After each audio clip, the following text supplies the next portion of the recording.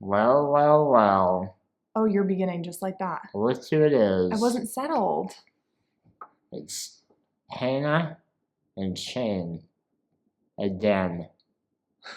Again? Hey, everyone. Wow. I put my hair up today. That looks nice. Yeah, but like it's nice like that, but when I put my hair back, I feel like I just look like George Washington or something, you know? You always look a little bit like George Washington, so.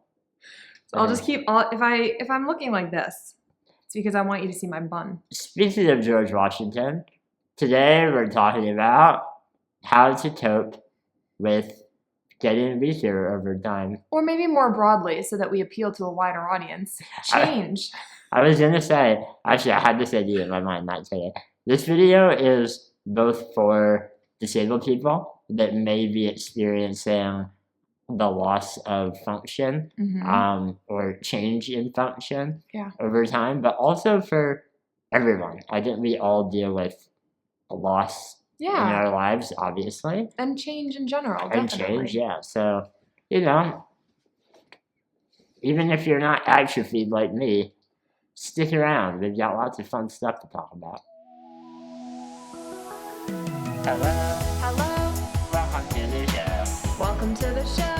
Welcome to the show. It's time To talk about our lives. All right, we're ready to dive in. We actually got this idea from a chat, a video.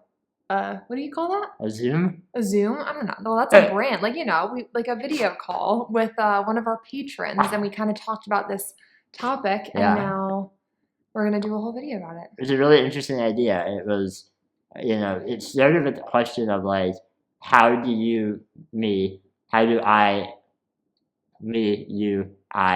everyone. How do I, Shane, deal with the loss of physical ability over time? Yeah, so if you do not know, a brief background. I'm disabled. Shane has SMA, which is progressive. So basically, as Shane got older from when he was born to when he was, as he was growing up, he got weaker and he lost muscle. And then he started a treatment for it, the first treatment that was available when he was 25, maybe? 25. Like 4 years ago? We talked about this, like, it was like 6 months. No, like a year. It was a year after we met. It got approved by the FDA, and then it was another 8 months before insurance actually approved it for Shane. Yeah. And I think the main, like, thing that we're going to talk about today is the difference between how I handled the loss of ability earlier in life, like in those teenage years, and kind of how I handle it now in a big way because of, things that Hannah has helped me learn about myself. Yeah, and there's like a difference in you were losing strength before. Yeah, and now I'm not really so at all. But you have a lot of experience, obviously, with losing strength, so. I have the most experience with the loss of ability. If you ever need an expert in all things loss, wow. I'm your man. Wow. That should be my new title, loss expert. But I feel like that's for, like, if people have died. Yeah, no, I'm I think that is a thing. Loss experts, I feel like they have a job that is not what you're describing. It's like a grief counselor. Yeah, I'm not that. Okay, never mind. But earlier in life, as I lost the ability to lift my hand up and, like, itch my own head. That might sound small, but, like, when I realized, like, oh, wow, I can't do this anymore, really difficult to kind of mentally navigate. And I have a question. Yes. Was that, like, all at once? Like, did you wake up one day? Like, I know with eating, there was, like, a very specific moment where you were like, my jaw just stopped working. Like, with your arm, was it just, like, harder and harder? Or was there a moment where you were like, I could do this yesterday and I can't do it today? Harder and harder, for sure. Yeah. Which made it even more difficult because, I would find that, like, lifting my arm to itch my forehead was, like, really hard one day. And I would be like, what the heck? Like, am I getting weaker? And then the next day I'd be able to do it again. Yeah. And then 3 days later I wouldn't. So there was a lot of, like, unknown. But then, like, a year would go by and I would be like, oh, I can't touch my head anymore, And then it's, like, very suddenly clear that I had lost an amount of ability. Yeah. Thank you to Toodaloo for sponsoring this video. Toodaloo, among other things, is the most fun brand name that I've ever pronounced. So I could spend, all day telling you about how amazing their snacks are, how they're good for the environment, but instead, I think what I will do is just pronounce their name for an hour.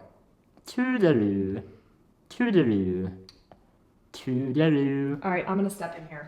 You know Shane and I are all about delicious food, and that obviously includes our snacks. Toodaloo's all-natural, totally delicious, climate-friendly snacks not only taste great, but they have functional purposes too. For example, my favorite flavor, the maple one, supports relaxation, and Shane's favorite, the barbecue flavor, has 42 grams of plant-based protein per bag and supports energy. Every order doesn't just help you, but it also helps the planet by regenerating polluted farmland. My favorite flavor is the barbecue because, I'm kind of a tangy guy, kind of a spicy fella. This is a chickpea, my favorite. This is not really tangy or spicy. It's barbecue. I'm a flavorful person. My favorite is the Slow Your Roll maple one. It has coconut in it, it has maple, it has cashews, all things I love. It is delicious. And this is pretty awesome, and it's gonna sound made up, but it's not.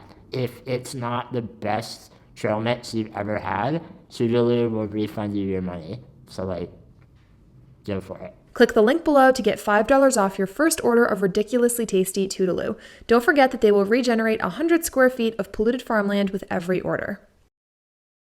My way of handling it was avoidance and denial, and it wasn't healthy. I knew it was happening, and in my mind, in the deepest parts of my mind, I acknowledged it and felt sad, but I didn't outwardly admit that I was getting weaker. I was just focused on other things, and kind of dealt with new issues by ignoring them. When I lost the ability to eat or feed myself, rather than ask people for help eating or feeding me, I just didn't eat, and I lost a ton of weight. Had to get a feeding tube. And this was almost 10 years ago. Oh yeah, 8 years ago. Yeah, I feel like because we talked about weight loss recently, I feel like people are gonna think that right. This 3 weeks ago this was happening. No. And Shane and we've talked about how Shane can feed himself. This might be confusing, but Shane used to just spoon feed himself whatever, eat whatever he wanted. Then it got a lot harder to use the spoon. He still can use it now after Spinraza, but just not very well. Yeah, just it's just he does it depending on how long he wants to take to eat. Otherwise, I help him. Anyway, I'm just clearing because I feel like we're gonna get people being right, yeah. I thought he could feed himself, or but he, whatever. And so, I didn't like to acknowledge the loss of ability, and so I just didn't think about it, and that was often to my own detriment because I didn't find solutions to help me deal with these new challenges. Mm-hmm.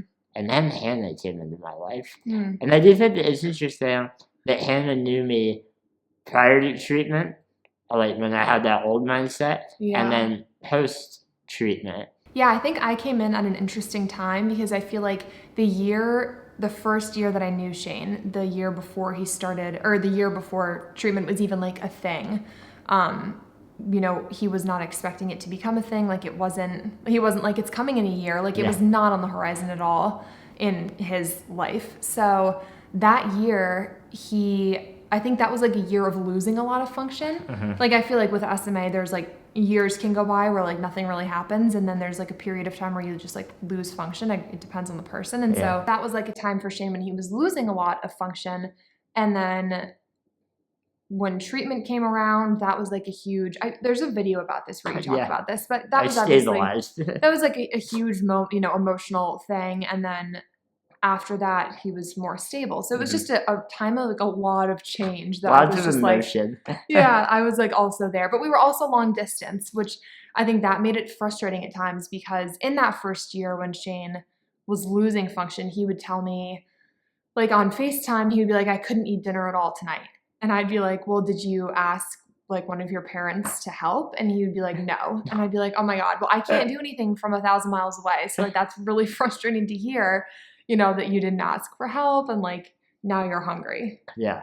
I think the biggest thing that Hannah has brought into my, like this area of my life is showing me that changes in ability don't need to be a bad thing. Mm. Like, look for solutions, figure out adaptations, Yeah. and carry on with your life. Yeah. Like, adaptations don't need to be a bad thing, Mm-hmm. you know? And prior to her, I thought they were. I was like, no, asking for help means I'm getting worse. Yeah. And that's bad. And that makes me feel bad. And Hannah was like, doesn't need to. It really doesn't need to. Doesn't need to. Like, And you're making it worse than not eating. So just eat your dinner. Uh-huh.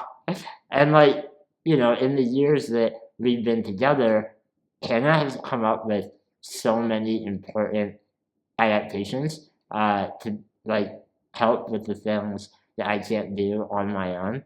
And in doing all of that, I realized that like, oh yeah, like making solutions is a lot better and a lot more fun than kind of ignoring the fact that I can't do certain things. And I think a lot of these happened like on visits. I would like notice things over FaceTime. Like Shane was always afraid that his head would fall back like that, and Like he wouldn't be able to far? get it up. Yeah, like really far, like that, but further because there didn't used to be a headrest here. So I love demonstrating that. there was no headrest, and Shane would always be like, hope my head doesn't fall. And I would be like, well, why don't you get a headrest?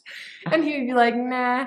And so then on one visit, I was finally like, I'm building you a headrest. Like I had my mom sew this pouch cushion thing. It's like a, you like, can't see it at brought all. it in the airplane with you. It's just a cover. Yeah, I literally, my mom sewed it. I flew to Pennsylvania with it, stuffed it with pillows, and was like, you have a headrest. And Shane was like, oh. I was and like, now oh, I can, now my head doesn't fall. now my head doesn't fall. So it was just like little things. And his parents obviously try to do those things. Like Shane's mom would be like, we should really put a headrest on there. And Shane was not receptive. So I think I was in like, you know, a special spot in Shane's heart where he was like going to listen to me. So I took advantage Yeah, of we'll that. call it a special spot. I was afraid of her. Oh my God. No, but like anything, I mean, especially in the first year when we were like so obsessed with each other, anything that I suggested, Shane would be like, anything Like, for that's you. the best idea ever. But like after I did all those solutions, I was like, whoa, Oh my God. I have way more function. I'm way Yeah. more comfortable. I'm eating again. I'm holding my head up. Yeah. This is nice, you know? And that was when I realized, you know, that I didn't need to equate like a change in function Yeah. with like instant bad negative emotion. Yes. It didn't need to be that way. I Yeah. could find solutions and make changes. And this idea can be applied to lots of areas in life. Just, you know, accept help, ask for help, crowdsource ideas. That's the real lesson here. Yeah. Accept help. Accept- Don't view help as a negative thing. Or just change in general. It doesn't always have to be a bad thing. Absolutely. Yeah. All right. See you next time. Our battery is about to die.